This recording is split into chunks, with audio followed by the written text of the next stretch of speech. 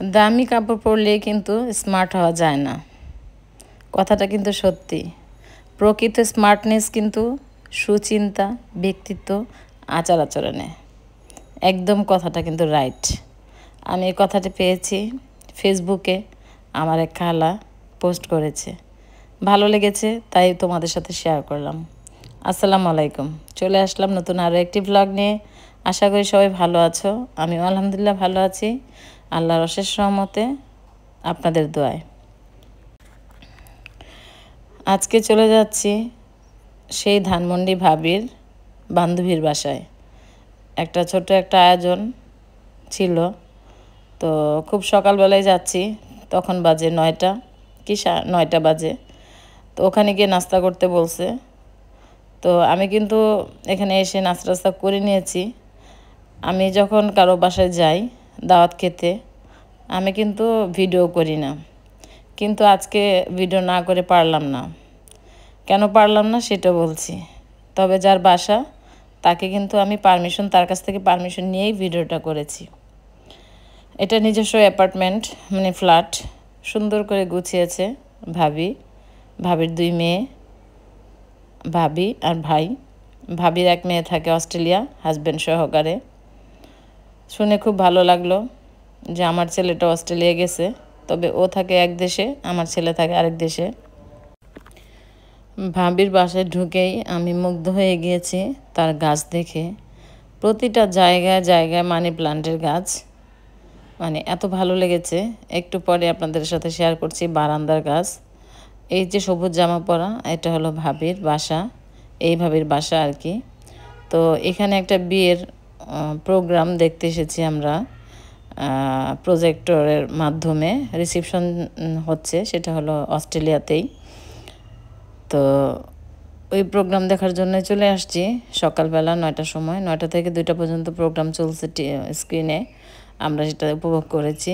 তার মধ্যে কিন্তু খাবার দাবার নাস্তা টাস্তা ছিল, আর দুপুরের খাবার ছিল, খাবারের আয়োজন ছিল। এটা হলো ভাবির মেয়ের ঘর।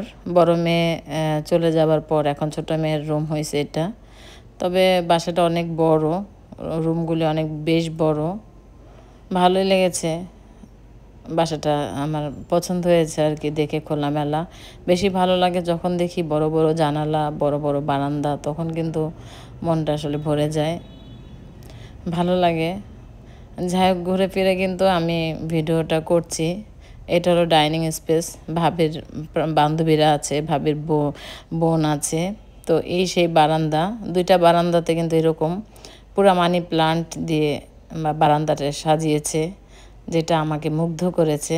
আমি ঢুকেই এই বারান্দাটা দেখে মুগ্ধ হয়ে গিয়েছিলাম, এত ভালো লেগেছে যে ভিডিও না করে পারলাম না। তখন ভাবির কাছ থেকে পারমিশন নিলাম। ভাবি বলে যে হ্যাঁ হ্যাঁ শিওর শিওর, আপনি করেন, কোনো সমস্যা নেই। যাই হোক, ভিডিও তো করলাম, খাওয়া দাওয়া করলাম। তো ছোট্ট একটা ভিডিও আর কি, বেশি বড় ভিডিও না। এখন ভিডিও আসলে বানাতে ইচ্ছা করে না, করতে ইচ্ছা করে না। বড় ছেলেটার কথা মনে পড়ে। অবশ্য আমার বড় ছেলেটা আমাকে ফোন দেয় সকালে, দুপুরে, বিকালে, রাতে, সবসময় ফোন দিতেছে, কানেকটিভ থাকতেছে আমাদের সাথে। ও কি করছে না করছে, ছবি পাঠাচ্ছে, ভিডিও পাঠাচ্ছে, মানে অনেক কিছু, অনেক ভালো লাগে ওর। এগুলি আমি দেখে মনটা তখন হালকা হয়ে যায়, তখন ভুলে যাই যে আমার ছেলেটা আমার কাছ থেকে অনেক দূরে আছে। ওর একটা বাসা, যে বাসাটা নিয়েছে সেটার ভিডিও করে পাঠাইছে আর কি। ইনশাল্লাহ কোনো একটা ভিডিওর মধ্যে আপনাদের সাথে শেয়ার করব। তো আমার ছেলেটা অতটা গুছানো না। যাই হোক, এটা হলো ভাবির বেডরুম। তো ভাবির বেডরুমটাতেও ঢুকে আমি একটু ভিডিও করলাম। ভাবির অনেক কসমেটিক, আমি দেখে তো অবাক হয়ে গেলাম। এত এত কসমেটিক এত সুন্দর করে সাজিয়ে রেখেছে। আমি জীবনে এত সুন্দর করে সাজিয়ে রাখতে পারবো না, কারণ আমার যে দুষ্ট মেয়ে আছে, ছেলে আছে, আর আমি অত কসমেটিক আগে অনেক ব্যবহার করেছি, এখন আর কেন জানি ভালো লাগে না। আসলে একটা বয়স যখন চলে আসে তখন কিন্তু আর কোনো কিছু ভালো লাগে না, জানি না এটা আমার ক্ষেত্রে।